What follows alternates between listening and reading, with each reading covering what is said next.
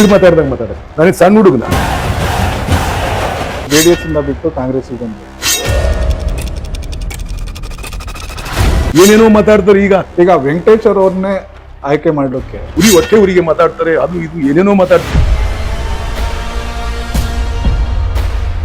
ಎದ್ರಕಂತಾರೆ ಅಂತ ಏನಾರು ಅನ್ಕೊಂಡಿದ್ರೆ ನಾನೇನು ಎದ್ರಕಣಕ್ ಹೋಗಲ್ಲ.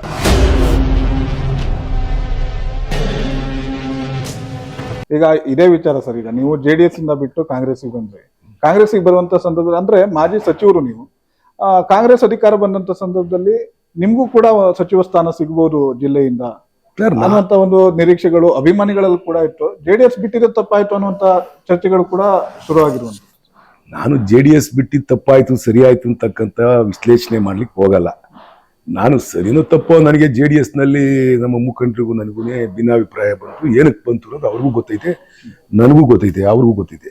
ಅದರಿಂದ ನನಗೆ ಎಲ್ಲಿ ನಂಬಿಕೆ ಉಳಿಯಲ್ವೋ ಆ ಜಾಗದಾಗ ನಾನು ಇರ್ಲಿಕ್ಕೆ ಇಷ್ಟ ಇಲ್ಲ. ಪ್ರಾಮಾಣಿಕತೆ, ನಂಬಿಕೆನೇ ಮುಖ್ಯ ರಾಜಕಾರಣದಲ್ಲಿ. ನಂಬಿಕೆ ಇಲ್ಲದ ಜಾಗದಲ್ಲಿ ಉಳ್ಕೊಳ್ಳಿಕ್ಕೆ ಮನಸ್ಸಿರಲಿಲ್ಲ.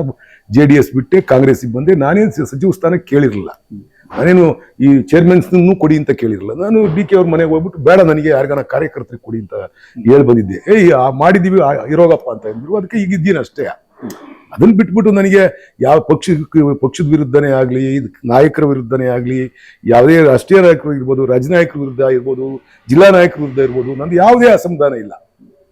ಅಸಮಾಧಾನ ಇರ್ತಕ್ಕಂಥದ್ದು ಅಟ್ಲೀಸ್ಟ್ ನಮ್ಮನ್ನು ವಿಶ್ವಾಸಕ್ಕೆ ತಗೊಂಡು ಮಾಡ್ಲಿಲ್ಲ ಅಂತಕ್ಕಂಥದ್ದು ಒಂದು ಬಿಟ್ರೆ ಏನೇನೋ ಮಾತಾಡ್ತಾರೆ. ಈಗ ಹೆಂಡತಿ ಮಾಡ್ಬೇಕು ಅಂತ ಇದ್ರು, ಹೆಂಡತಿ ಮಾಡೋದಕ್ಕೆ ಒಬ್ಬ ದಲಿತನ ಮಾಡಿದಕ್ಕೆ ಹೊಟ್ಟೆ ಊರಿಗೆ ಮಾತಾಡ್ತಾರೆ, ಅದು ಇದು ಏನೇನೋ ಮಾತಾಡ್ತೀವಿ. ಇವೆಲ್ಲ ಪೊಲಿಟಿಕಲಿ ಮಾತಾಡ್ಬೋದು. ನಾನು ಮಾತಾಡಿರೋ ವಿಚಾರಗಳೇ ಬೇರೆವೆ. ನಾನು ಹೇಳಿರ್ತಕ್ಕಂಥದ್ದೇನು, ಎಡಗೈನರಿಗೆ ಎಲ್ಲೂ ನಾವು ಅವಕಾಶ ಮಾಡಿಕೊಟ್ಟಿಲ್ಲ. ಇಡೀ ಜಿಲ್ಲೆ ಒಳಗೆ ಎಡಗೈ ಸಮುದಾಯದವ್ರಿಗೆ ಎಲ್ಲೂ ಕೊಟ್ಟಿಲ್ಲ. ನೀವು ವಿಧಾನಸೌಧದಲ್ಲೇ ಹೋಗಿ 3 ಜನ ಏನೋ ಎಡಗೈ ಶಾಸಕರಿದ್ದಾರೆ, 36-37 ಜನ ರಿಸರ್ವೇಶನ್ ದಲಿತರಿಗೆ ಕೊಡೋದಿದ್ರೆ ಎಡಗೈನವರಿಗೆ ಕೊಡ್ಬೇಕು. ದಲಿತ ಆಯ್ತು, ನಾವು ದಲಿತ ಪ್ರೇಮಿ ಅಲ್ವಾ? ದಲಿತ ಪ್ರೇಮಿಗಳಿರೋರು ಎಡಗೈನವರಿಗೆ ಕೊಡ್ಬೋದಾಯ್ತಲ್ಲ, ಬೇಡ ಅದು ಕೊಡಕ್ಕಾಗ್ಲಿಲ್ವಾ?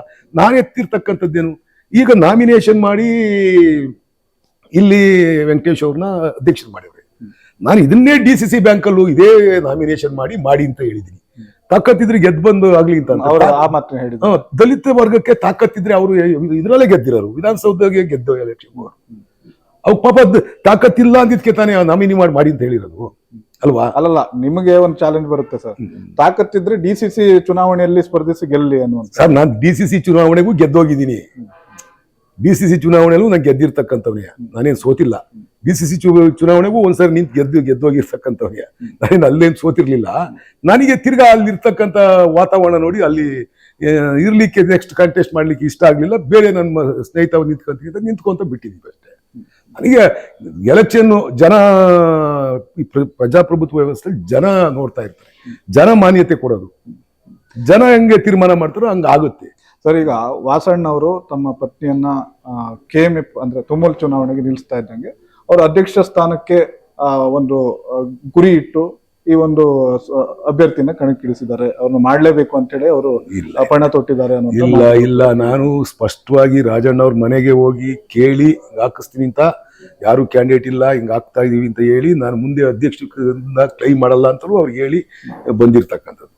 ಬೇಕು ಅಂತ ಹೊರಗಡೆ ಸಮಾಜದಲ್ಲಿ ನಮ್ಮನ್ನ ವಿಲನ್ ಮಾಡಕ್ಕೋಸ್ಕರ, ಖಳನಾಯಕರು ಮಾಡಕ್ಕೋಸ್ಕರ ದಲಿತರು ಮಾಡಿದ್ಕೆ ಹಿಂಗ್ ಮಾತಾಡ್ತಾರೆ. ಅವೆಲ್ಲ ಪೊಲಿಟಿಕ್ಸ್ ಅಲ್ಲಿ ಬರೀ ನಾವು ಸುಳ್ಳುಗಳೇ ಹೇಳ್ಕೊಂಡು ಹೋಗ್ತಾ ಇದ್ರೆ ಸಮಾಜದಾಗ ಯಾವತ್ತೂ ನಂಬಲ್ಲ. ಎಷ್ಟು ದಿವಸ ನಾವು ಸುಳ್ಳಿ ಮೇಲೆ ಸೌದ ಕಟ್ಟಕ್ಕಾಗುತ್ತೆ? ವಾಸ್ತವ ಸ್ಥಿತಿ ಏನಿದೆಯೋ ಅದನ್ನ ಮಾತಾಡ್ಬೇಕು. ನಾನು ಹೇಳಿ ಬಂದಿದ್ದೆ ಅವ್ರಿಗೆ, ನಾನು ಅದು ನನ್ನ ವಿಚಾರ ಇಲ್ವೇ ಇಲ್ಲ. ಇಲ್ಲಿ ಇವನ್ನ ವೆಂಕಟೇಶ್ವರ ಮಾಡಿರ್ತಕ್ಕಂಥದ್ದಕ್ಕೂ ನನಗೆ ಅಸಮಾಧಾನ ಇಲ್ಲ. ನಾನು ಇನ್ನೂ ಸಂತೋಷ ಪಡ್ತೀನಿ. ಬರೀ ನಮ್ಗೆ ಅಟ್ಲೀಸ್ಟ್ ಹೇಳ್ಬೇಕಲ್ಲ, ನಾವು ಜಿಲ್ಲೆಯಲ್ಲಿ ಇಲ್ವ ಶಾಸಕರು, ಹಿಂಗ್ ಮಾಡ್ತಾ ಇದೀವಿ ಅಂತ ಹೇಳ್ಬೋದಲ್ಲ. ಈ ಚರ್ಚೆಗಳೇ ಶುರುವಾಗ್ತಿರ್ಲಿವಲ್ಲ. ಹಿಂದಿನ ದಿನ ನೈಟ್ ಕರೆದ್ಬಿಟ್ಟು ಹಿಂಗ ಮೀಟಿಂಗ್ ಕರಿತೀನಿ ಅಂತ ಹೇಳಿದ್ರು, ಪರಮೇಶ್ವರು ಮೀಟಿಂಗ್ ಕರಿತೀನಿ ಅಂತ ಹೇಳಿದ್ರು. ಕರೆದ್ಬಿಟ್ಟು ಹಿಂಗೈತೆ ಅಂತ ಹೇಳ್ಬಿಟ್ಟು ಹಿಂದಿನ ದಿವಸನೇ ಹೇಳಿದ್ರೆ ಇವೇನು ಕ್ರಿಯೇಟೇ ಆಗ್ತಿರ್ಲಿವಲ್ಲ. ನಾನು ನಿಮ್ಮ ಮಾಧ್ಯಮದಲ್ಲೂ ನೀವು ಬರ್ತಿರ್ಲ ನಂತಕ್ಕೆ, ನೀವು ನನ್ ಕೇಳ್ತಿರ್ಲಿಲ್ಲ, ನಾನೇನು ಹೇಳ್ತಿರ್ಲಿಲ್ಲ ಅಲ್ವಾ? ಈಗ ವೆಂಕಟೇಶ್ ಅವ್ರನ್ನೇ ಆಯ್ಕೆ ಮಾಡ್ಲಿಕ್ಕೆ ಅಂದ್ರೆ ಅವ್ರು ನಿಮ್ ಜೊತೆಗಿದ್ದಂತ ಬಾಂಧವ್ಯ ಅಲ್ಲೇನಾದ್ರೂ ಹುಡಿ ಹಿಂಡಿ ಅವ್ರನ್ನ ಸಪರೇಟ್ ಮಾಡುವಂತ ಕೆಲಸ ಆಯ್ತಾ? ಆ ತರದ್ ಏನಾದ್ರು ನಡೀತಾ ಅಂತ? ಸರ್, ಅದನ್ನ ಬಗ್ಗೆ ಮಾಡಿದವ್ರಿಗೆ ಗೊತ್ತಿರ್ತದೆ. ನಾನು ಅದ್ರ ಬಗ್ಗೆ ಹಂಗೆ ಹೇಳಕ್ ಹೋಗ್ಲಿ? ಅದ್ರ ಬಗ್ಗೆ ನಾನು ಹೆಂಗೆ ಚರ್ಚೆ ಮಾಡಕ್ ಹೋಗ್ಲಿ. ಅವ್ರವ್ರ ಒಳಗಡೆ ಏನೇನು ಇಟ್ಕೊಂಡಿರ್ತಾರೋ, ಯಾರ್ಯಾರು ಹೆಂಗೆ ಇಟ್ಕೊಂಡಿರ್ತಾರೋ, ಅವ್ರ ಮನ್ಸಾಗಿರೋದು ನಿಮ್ಮ ಮನ್ಸಾಗಿರೋದು ನನಗೆ ಹೆಂಗೆ ಗೊತ್ತಾಗುತ್ತೆ. ನಾವು ಆ ಥರ ಒಳಗೊಂದು ಹೊರಗೊಂದು ಇಟ್ಕೊಂಡು ಮಾಡೋ ಅಂತಾರಲ್ಲ. ನಾವು ಇರೋದನ್ನ ನೇರವಾಗಿ ಹೇಳ್ತಕ್ಕಂಥವ್ರು.